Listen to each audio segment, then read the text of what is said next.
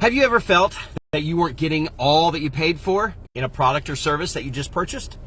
Maybe what you purchased recently was exactly what you needed, but after the point of the sale, after the point of the service, you left feeling unfulfilled, and you're walking out to your car, and you're like, man, what have I done? Maybe I shouldn't have done this. And if you regret the purchase that you just made, some might call that buyer's remorse. And the reason for the feeling of remorse after making a purchase might include the following. You might sense that you could have found that product or service cheaper elsewhere. That could be one reason why you're feeling that.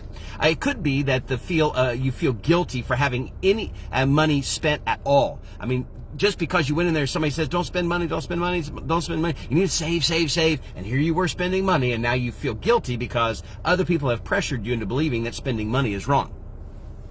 So you feel guilt. A third reason for buyer's remorse might be that you worry about what others might think about the choices you make with the purchases that you make, right? And forget what other people think about that. The fourth thing is this, that you doubt that you'd ever even really use the product or the service that you just purchased, which means you'd have to be faced with the fact, oh no, I got sold again. I don't even know that I'll ever even use this. What have I done? And then you have the remorse, right? So in short, when your emotions make you feel irresponsible, they make you feel that you're somehow uncommitted to your real true goals in life, or else you're unwise with the financial decisions that you're making. For me, I never want the clients that I serve to ever feel that they've made a bad purchase on the products and services that they've bought through me. I don't want them to ever have feelings of regret, feelings of remorse when dealing with me. Therefore, I want to ensure that these 6 things. So there's 6 ways that I want to ensure my clients never have that feeling of buyer's remorse. And it doesn't happen all the time, but it happens really, really well. A high level of those that purchase through my products and services have never ever come to me and said, oh, you know what, I really regret that decision, I really regret that choice. Sometimes the budget does only last so long, and we have to take a pause, and we have to come back and service them later on. But I haven't had a customer come to me and say, yeah, I really regretted my decision of being with TMC Coaching. So there's 6 ways that I've developed to help me to ensure my clients do not ever have buyer's remorse. The first thing, and this sounds so simple, but sometimes we get it wrong. The first thing is this: I want to ensure that I have my clients on the right product and the right service. I know it sounds so simple, but it is kind of complex. If you're not asking the right questions and finding out how they buy in the first place and what their problems are in the first place, you may not get them on the right product and service, which would lead to remorse after the purchase, regretting buying from you. The second thing is this: I want to ensure that they can truly see how the product and services benefits them. Now, there's features to it and there's advantages to the product and services, but I want mostly for them to understand the benefits. How is that going to benefit me? So suppose it's an online course and it's 24/7, you can access this. So as far as the features, 24/7, that's a feature. As far as an advantage is, man, it's so convenient and I can do it. But is it the right product? If it's the right product, even if it's the wrong product, and even if it's convenient, 24/7 access to it, they're not going to tap into it because they don't see the benefit for them. Basically, what I want to do is I want to be the aspirin for the headache that they have right now, right? I mean, who ever heard of, hey, take these 2 Tic Tacs and it'll solve your migraine issue? No, that's the wrong product for a migraine, right? Whatever problem that they're facing, I want to make sure it's the right problem and that they can truly see how it will benefit them and take away the pain that they have, or at least improve them in some way. The third thing that helps me to ensure that my clients do not have or develop buyer's remorse is that I've included extraordinary customer service in the experience itself. I mean, think about, my wife would love just for me to buy something so simple, something so inexpensive just from Tiffany's, so that she could get the entire experience. Because when they mail something, a product to you, there's experience of opening it. just knowing, looking on there, and the way that they've adorned their name and their label onto the package that was shipped to your doorstep, and then opening the product up, and then you go through this like this ribbon undoing, and then you pull the box off, and then there's another thing inside of it, and you flip that over, and then that's just this whole big process. That's extraordinary customer service. They've got one product that they could have probably spent a whole lot less money and got it to you inexpensively, but they went ahead and went the extra mile and exceeded your expectations by giving you great customer service. Think about the places that you choose to eat. Not always is it the quality of the food that makes the decision for you, but the quality of the experience itself.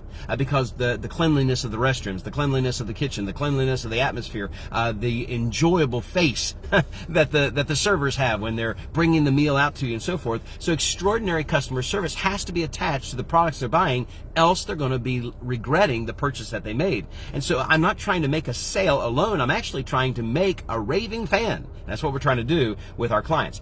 The fourth thing, to ensure that you don't allow your clients to develop buyer's remorse or regret purchasing from you, is that I want to ensure that I am committed to supporting them long after the purchase. That's why people will offer a guarantee. What they're trying to do is they're trying to ensure, hey, I'm supporting you for the next 30 days in this 30-day guarantee. Or I'm supporting you with this money-back guarantee after 90 days. Or I'm supporting you with this warranty that's a 3-year warranty, an extended warranty, because I want to support you long after the purchase price. Maybe it's a follow-up call that you can make to them to say, hey, how are you enjoying your new home? Or how are you enjoying that car? Or how are you enjoying that new policy, having the peace of mind to know that if anything happened to you today, you've got a great life insurance policy that your family are going to benefit from, and you got a legacy, whatever that is, whatever the story is. Don't want to write your script for you, but I do want to help you to understand that you're committed to them long after the purchase will help them to not have buyer's remorse. The fifth thing to ensure that your clients, my clients, do not develop buyer's remorse and regret purchasing from us is that I want to ensure that I've allowed them the space to buy from me rather than pressured them into being sold by me. People don't like to be sold. They don't mind buying, but they just don't like that pressure added to it. Now, if it's a decision and sometimes they just need a little shove, sometimes they're even inviting, okay, I know I need to make this. I've done this before to a salesman. I know I like the product. I like the service. The price is I'm getting hung up on there. Walk me through it again. Tell me again. And I asked them to tell me again how this is going to benefit me. Yep. Let's roll, right? And so we're moving on. I just needed that little encouragement to get me. Now, that's not pressure. I don't look at that as pressure. Pressure is getting me into a product that I really don't want, that I never, it's walking in the center of the mall, and you're trying not to make eye contact with the heavy, high pressure salespeople that want to give you, shoe shine polish, and you've got sneakers on, or they want to give you, this lotion for your face, and you're a man, you're not thinking about lotion for your face, or whatever the story is. You just want to dodge them because you know the high pressure, they're going to try to put you in something that you don't desire, right? Okay, the last thing let me say this. One way to do this, to allow them to buy from you and not be sold, is just listen. Listen in order to understand. Don't listen in order to respond because you've got them on this target and you've got to sell this many products. Don't make that your objective. Listen to what they truly want. Understand why they truly want it, and remove any uncertainty from them. Ask them questions, answer objections, and do it with grace and dignity and honor. Okay, the last thing I want to share is this. The sixth way to ensure that your clients, my clients, don't end up having buyer's remorse, regretting their decision, because that'll be a one and done. They're not going to buy from us again if they regret purchasing from us, is that I want to ensure that I have gone out of my way to show appreciation for them. And appreciation starts when they come into the store, or when they reach out and connect with you. Appreciation is something that they should feel because you're expressing it through the process of the sale.